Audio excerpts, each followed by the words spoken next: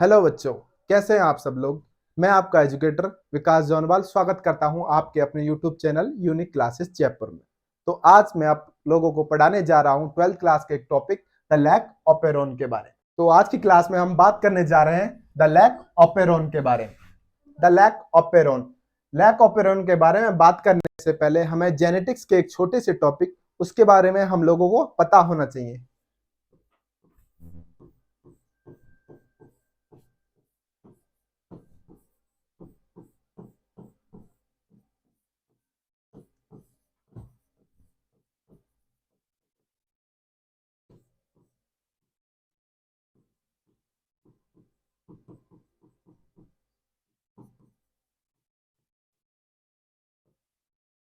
एक टेक्निक है जिसका नाम है सेंट्रल डॉग्मा। इस टेक्निक के अंदर क्या होता है, डीएनए से आरएनए की बनने की प्रोसेस ट्रांसक्रिप्शन कहलाती है और आरएनए से प्रोटीन बनने की प्रोसेस ट्रांसलेशन कहलाती है।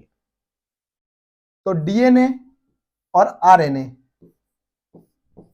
इनकी बात करने से पहले हमें प्रोकैरियोटिक और यूकैरियोटिक के बारे में पता होना चाहिए।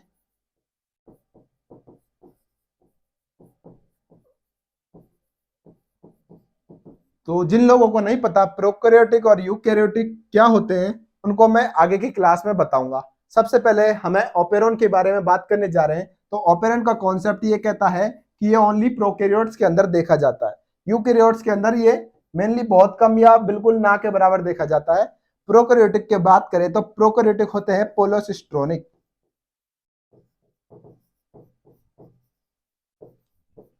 और यूकैरियोटिक होते हैं मोनोसिस्ट्रोनिक।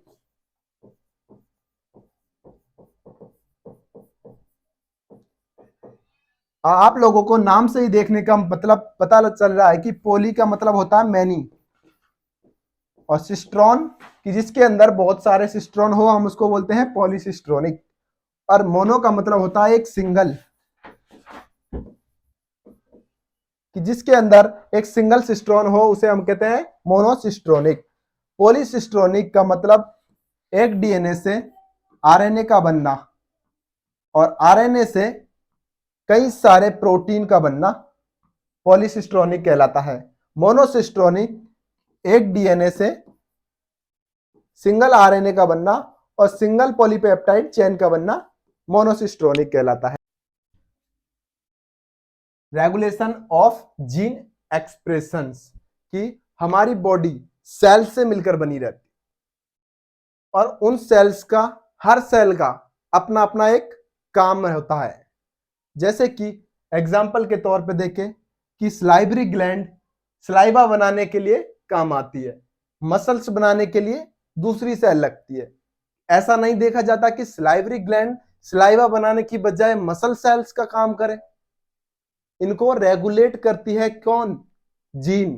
तो रेगुलेशन ऑफ जीन एक्सप्रेशंस मतलब कि हर सेल का एक्सप्रेशंस जीन के द्वारा रेगुलेट रहता है। एग्जाम्पल के तौर पे हम देखें, हम फैन को अपनी मर्जी के अनुसार रेगुलेट कर सकते हैं। हमें ज्यादा गर्मी लगती है तो हम फैन को तेज कर सकते हैं। अगर हम सर्दियों में फैन को चलाते हैं तो हम लो पे चलाते हैं, रेगुलेट कर सकते हैं उसको अपनी इच्छा के अनुसार। तो उसके एक्सप्रेशंस को हम रेगुलेट करते हैं।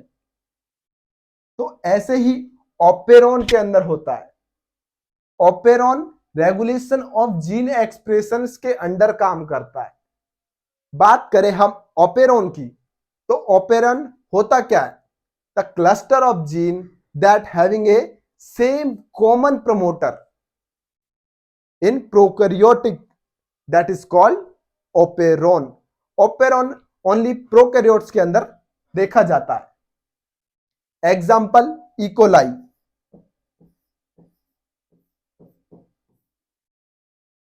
इकोलाई एक बैक्टीरिया का नाम है और ये एक प्रोकैरियोटिक है।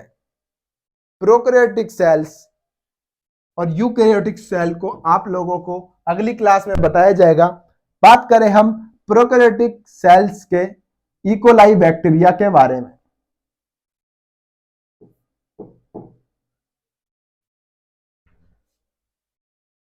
तो काट देंगे, है ना।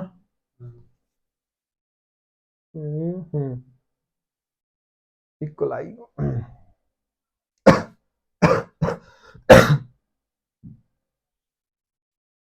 द लैक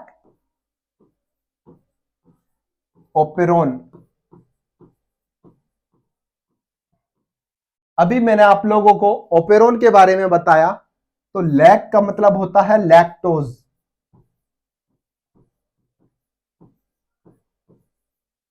तो द लैक ओपेरन है क्या, इसको समझने के लिए हम एग्जांपल लेते हैं इकोलाई का, जो कि प्रोकैरियोटिक बैक्टीरिया है। इकोलाई, इसको हम पोटैटो के अंदर रखते हैं।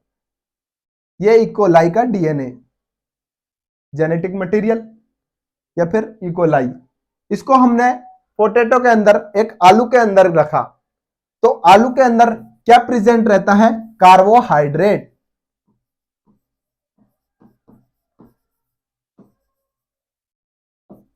तो कार्बोहाइड्रेट, इसका मतलब, और आलू के अंदर ग्लूकोज प्रेजेंट रहता है।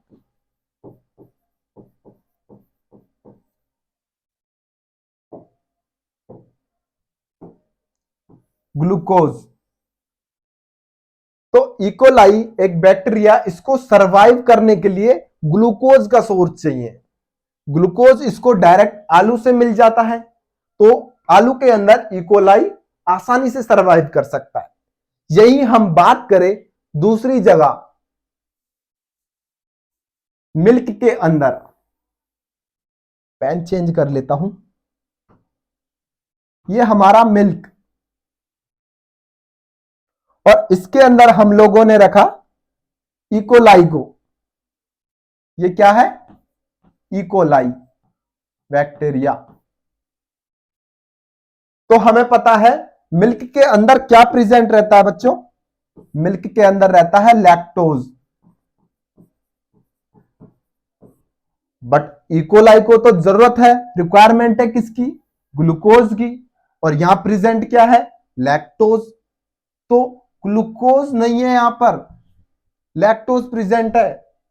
तो क्या करेगा इकोलाई सरवाइव करने के लिए, क्योंकि उसको तो सरवाइव करने के लिए ग्लूकोज चाहिए। उसको एनर्जी कहां से मिलती है, ग्लूकोज को। जिस प्रकार हमको हमारे खाने में ग्लूकोज मिलता है, हमारी जिंदा रहने के लिए एनर्जी के सोर्स के रूप में ग्लूकोज जरूरी रहता है, उसी तरह इकोलाई को भी ग्लूकोज जरूरी है। लैक्टोज का क्या करेगा, भाई कहेगा इसको वापस ले जा, मेरे को तो नहीं चाहिए लैक्टोज।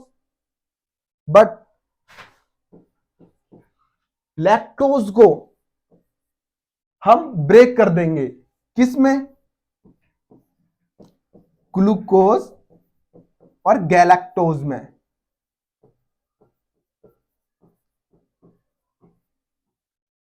तो ग्लूकोज और गैलेक्टोज में लैक्टोज ब्रेक हो गया।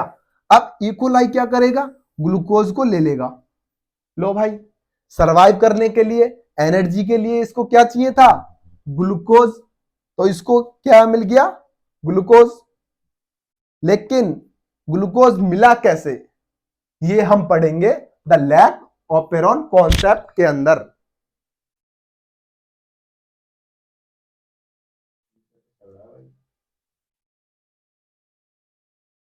तो बात करें हम लैक ओपेरॉन के कॉन्सेप्ट के बारे में, इसके अंदर रहता है प्रमोटर, इनहिबिटर, प्रमोटर, ऑपरेटर और स्ट्रक्चरल जीन। इसको हम बोलते हैं स्ट्रक्चरल जीन, जो रेगुलेट करता है किसको, लैक्टोज या लैक ओपेरॉन के एक्सप्रेशंस को। बात करें स्ट्रक्चरल जीन के बारे में, तो स्ट्रक्चरल जीन से कुछ एंजाइम्स निकलते हैं।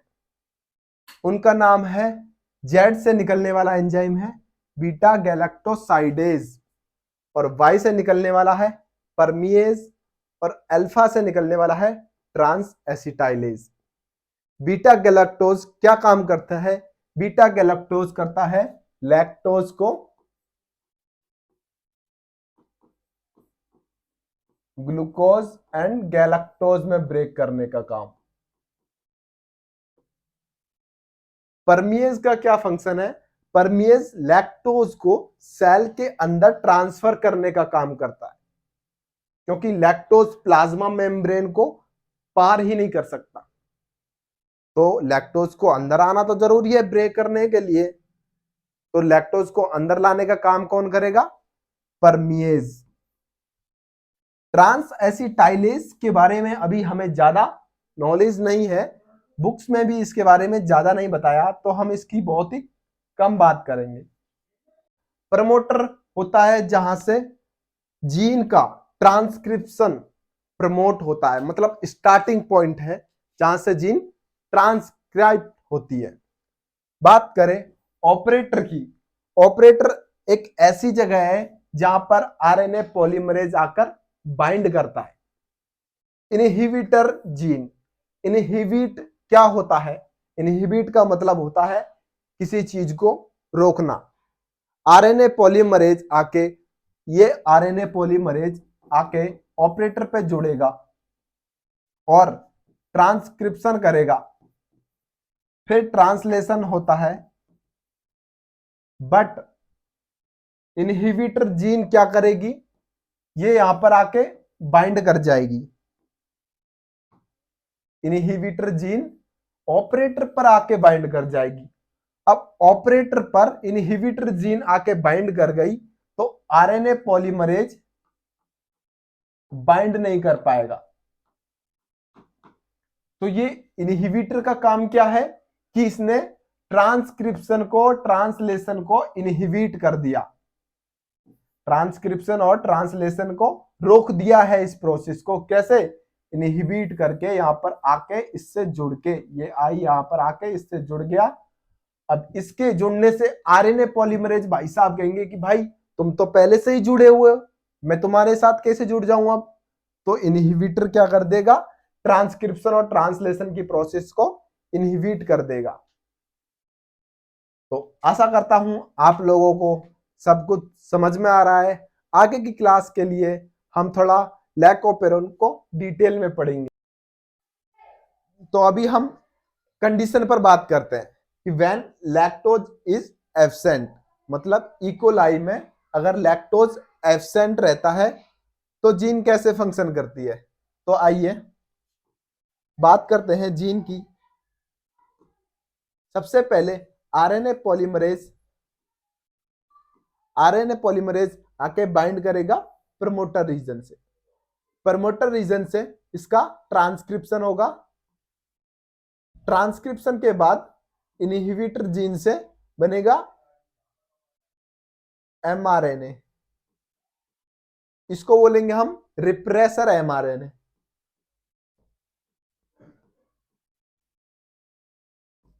रिप्रेसर एमआरएनए से ट्रांसक्रिप्शन के बाद क्या होगा?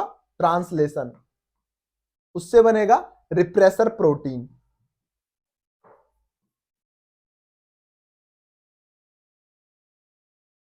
रिप्रेसर प्रोटीन,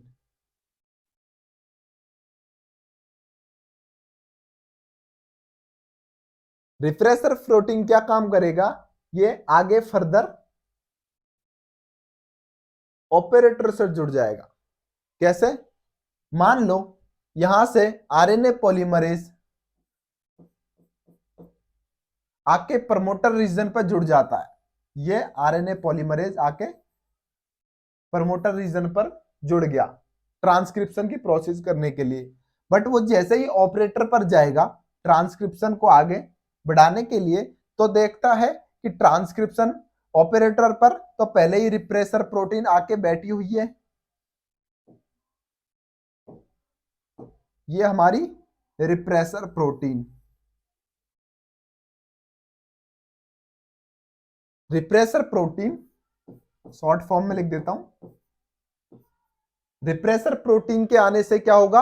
आरएनए पॉलीमरेज जो अब ऑपरेटर पर, आरएनए पॉलीमरेज जो अब ऑपरेटर पर आना चाहिए था वो ऑपरेटर पर आकर नहीं जुड़ता है। क्यों? क्योंकि वहां पर रिप्रेसर प्रोटीन आकर जुड़ गई है।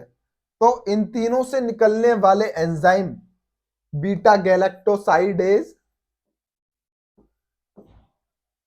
बाई से परमिएज और ए से ट्रांस एसिटाइलेज, ये क्या होंगे? ये बनेंगे ही नहीं। तीनों एंजाइम नहीं बनेंगे, क्योंकि ट्रांसक्रिप्शन हो नहीं रहा जीन का, स्ट्रक्चर जीन का ट्रांसक्रिप्शन नहीं होगा। क्यों? क्योंकि आरएनए पॉलीमरेज ऑपरेटर पर आके बाइंड नहीं किया।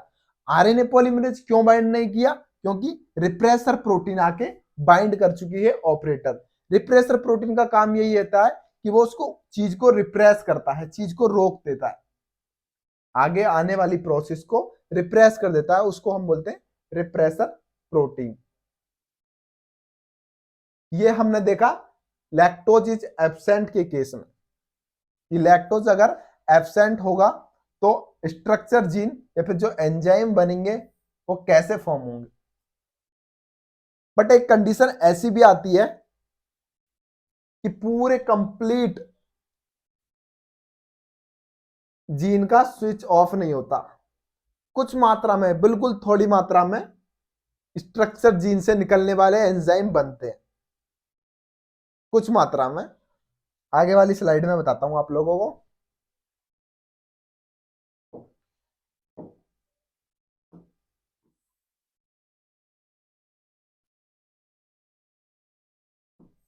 ये प्रमोटर, ये इनहिबिटर, ये प्रमोटर, ये ऑपरेटर, और फिर जेड, वाई और ए।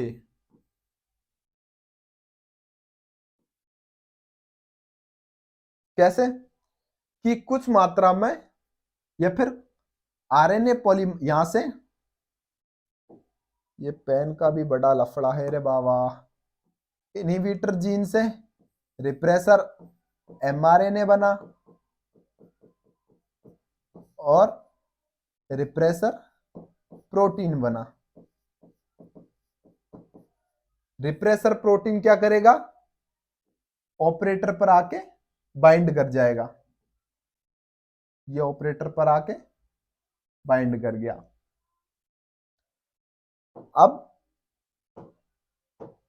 आरएनए पॉलीमरेज आया, ऑपरेट प्रमोटर पर बाइंड किया, ट्रांसक्रिप्शन की प्रोसेस को जैसे ही आगे ले जा रहा था, आके इस पे बाइंड करने की कोशिश की, बट यहां पर रिप्रेसर प्रोटीन पहले से ही बाइंड है, तो आरएनए पॉलीमरेज क्या किया? यहीं से ही वापस चला गया कि भाई मैं तो बाइंड नहीं कर पाऊंगा, यहां से तो पहले ही बाइंड कर रखा है रिप्रेसर प्रोटीन में, उसके साथ तो मैं बिल्कुल भी नहीं रह सकता, तो वो यहां से वापस चला जाएगा। बट जैसे कि आपकी गर्लफ्रेंड रहती है, आपके साथ कभी नहीं टिकेगी पूरी जिंदगी, 2 साल आई, 1 साल गायब, 1 साल आई, 2 साल गायब। उसी तरह रिप्रेसर प्रोटीन भी रहता है। ये क्या रह गया है? ये क्या करेगा? इसकी एफिनिटी बहुत लो है, चिपकेगा, फिर थोड़ी देर के लिए जाएगा, फिर चिपकेगा, फिर थोड़ी देर के लिए चला जाएगा। ऐसे ही रिप्रेसर प्रोटीन जैसे ही थोड़ी देर के लिए बाहर गया, ये रिप्रेसर प्रोटीन थोड़ी देर के लिए बाहर आ गया। अब हमारे आरएनए पॉलीमरेज भाई साहब वो कहते हैं यार अब तो यहां पर है ही नहीं है, रिप्रेसर प्रोटीन बाहर आ गया है, तो आरएनए पॉलीमरेज आएगा, ऑपरेटर से बाइंड करेगा। ये ऑपरेटर से आरएनए पॉलीमरेज ने क्या किया? बाइंड। जैसे ही बाइंड करेगा, ये तीनों चीन्स अपने अपने एंजाइम सीक्रेट कर देंगे। जेड से निकलने वाला एंजाइम बीटा गैलेक्टोसाइड,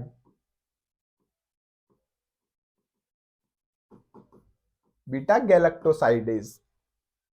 वाई से निकलने वाला परमिएज,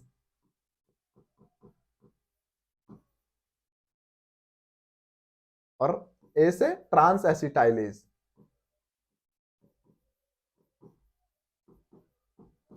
ये तीनों एंजाइम कुछ मात्रा में बनेंगे।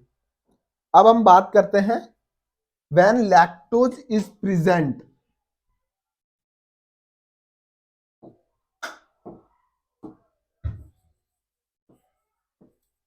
व्हेन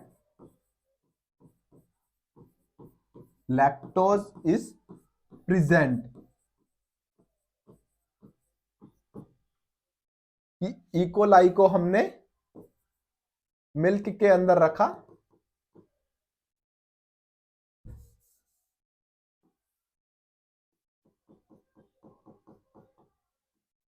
उधर क्या प्रेजेंट रहता है, लैक्टोज। तो जीन कैसे फंक्शन करती है, तो आइए बात करते हैं अब। व्हेन लैक्टोज जब प्रेजेंट रहता है,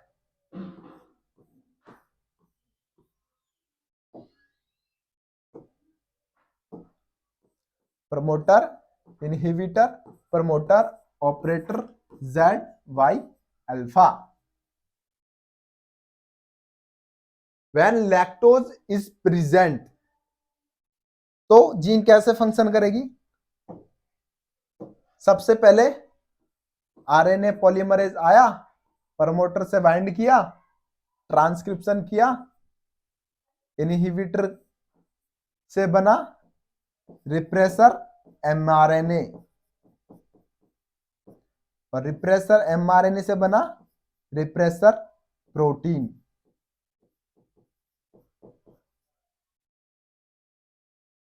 अभी पिछली स्लाइड में मैंने अभी आप लोगों को बताया कि इन तीनों से निकलने वाले एंजाइम बीटा गैलेक्टोसाइडेज, परमिएज और ट्रांस एसिटाइलेज, ये क्या फंक्शन करेंगे। जैसे ही लैक्टोज कुछ मात्रा में, ये तीनों एंजाइम बने थे, मान लो ये एक सेल, इसके अंदर इकोलाई, परमिएज क्या फंक्शन करेगा, परमिएज बना, अभी बीटा गैलेक्टोज बना, ट्रांस एसिटाइलेज बना। परमिएज क्या फंक्शन करेगा, ये एक ट्रांसपोर्टर का काम करेगा कि सेल के बाहर, ये कलर चेंज, ये ग्लूकोज, ग्लूकोज, बट ये प्लाज्मा मेम्ब्रेन को क्रॉस नहीं कर सकता, बिल्कुल नहीं, सॉरी ग्लूकोज नहीं, ये लैक्टोज।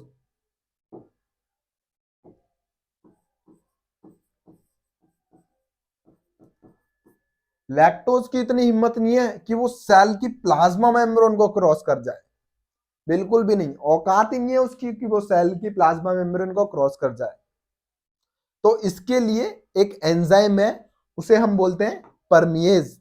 वो क्या करेगा, ट्रांसपोर्टर का काम करेगा, मतलब कि लैक्टोज को बाहर से अंदर लाने का ट्रांसपोर्ट का काम करेगा। ये लैक्टोज जो बाहर है, परमिएज की हेल्प से, ये परमिएज, परमिएज की हेल्प से अंदर आ जाएगा, ये लैक्टोज आ गया। लैक्टोज अंदर आने के बाद, अब लैक्टोज को इकोलाई यूज तो कर ही नहीं सकता, क्योंकि उसको तो सरवाइव करने के लिए ग्लूकोज की जरूरत है, बट आया तो अंदर लैक्टोज है, तो हमें लैक्टोज को क्या करना पड़ेगा, ब्रेक डाउन करना पड़ेगा, किसमें, ग्लूकोज में। ग्लूकोज को ब्रेक डाउन करने का काम कौन करेगा, बीटा, लैक्टोज को ब्रेक डाउन करने का काम ग्लूकोज में बीटा गैलेक्टोसाइडेज। बीटा गैलेक्टोसाइडेज सबसे पहले, जैसे ही लैक्टोज इसके अंदर आया,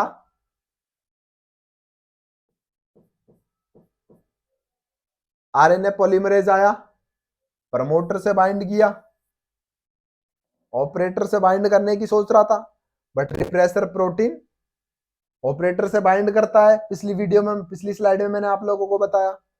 लेकिन जैसे ही लैक्टोज अंदर आया, बीटा गैलेक्टोसाइडेज, भाई साहब तुम आओ, मैं अंदर पहले ही बैठा हुआ हूं, ये बीटा गैलेक्टोसाइडेज।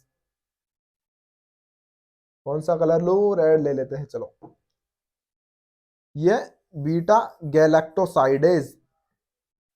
लैक्टोज आया बड़ी फुर्ती से कि भाई चलो अंदर चलते हैं सेल के, बट जैसे ही वो एंटर किया अंदर, बीटा गैलेक्टोसाइडेज ने क्या किया, लैक्टोज से जैसे ही बाइंड हुआ, इसका कलर कौन सा है परमिएज का, लैक्टोज का कलर है ग्रीन। जैसे ही बीटा गैलेक्टोसाइडेज से बाइंड हुआ, तो आगे की स्लाइड, सॉरी, लैक्टोज बाइंड हुआ किसके साथ, बीटा गैलेक्टोसाइडेज, बीटा गैलेक्टोसाइडेज।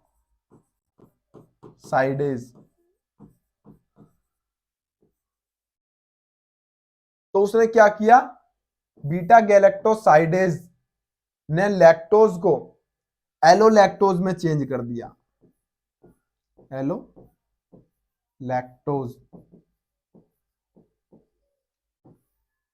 अब एलो लैक्टोज क्या करेगा,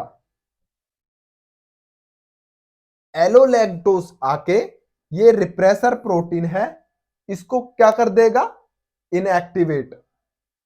तो जैसे ही रिप्रेसर प्रोटीन इनएक्टिवेट होती है, अभी ये यहां पर थी एक्टिवेट, ये तैयार थी कि भाई मैं ऑपरेटर से आके बाइंड करूंगी बाइंड करूंगी बाइंड करूंगी, बट बीटा गैलेक्टोसाइडेज ने क्या किया, तू ऐसे कैसे बाइंड कर लेगी, मेरे पास है क्या, एलोलैक्टोज।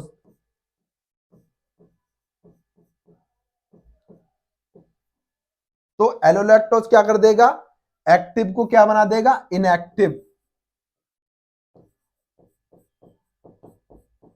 Inactive repressor protein. अब बेचारी इनएक्टिव रिप्रेसर प्रोटीन क्या ही बाइंड करेगी ऑपरेटर, बाइंड ही नहीं कर पाएगी क्योंकि क्या है, इनएक्टिव फॉर्म में। तो अब ऑपरेटर भाई एकदम फ्री।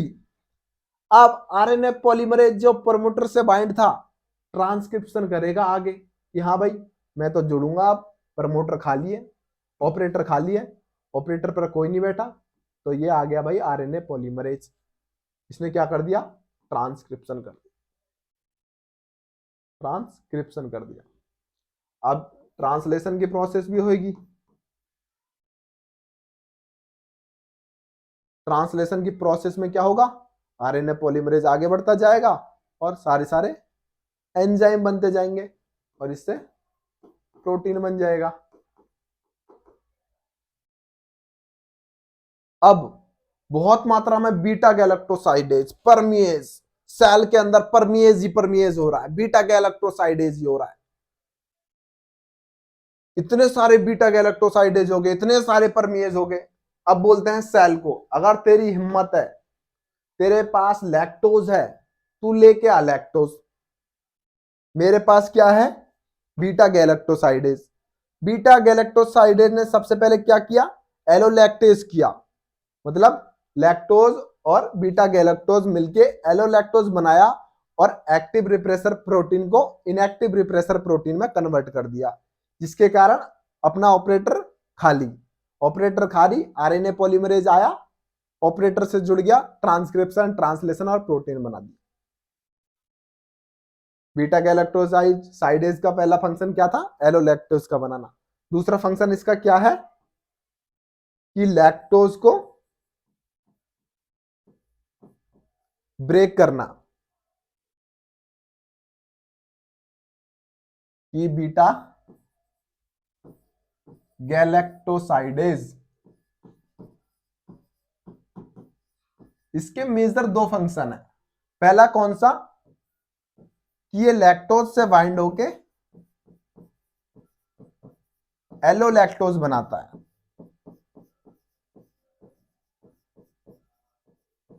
दूसरा ये लैक्टोज को ब्रेक डाउन करता है, किसमें, ग्लूकोज और गैलेक्टोज में।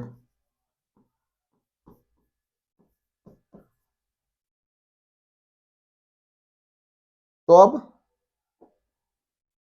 बहुत मात्रा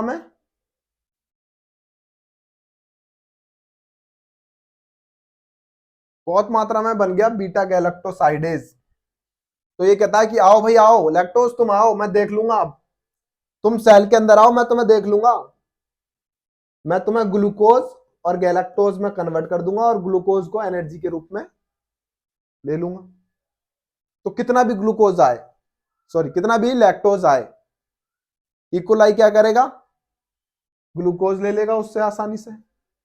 तो इससे क्या होगा कि लैक्टोज अगर प्रेजेंट रहता है तो जीन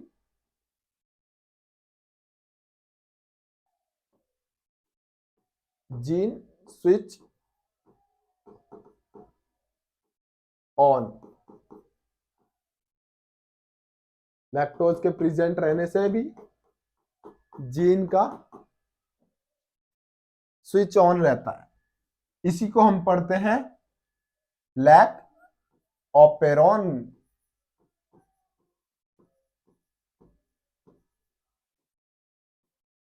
लैक ऑपेरॉन के अंदर।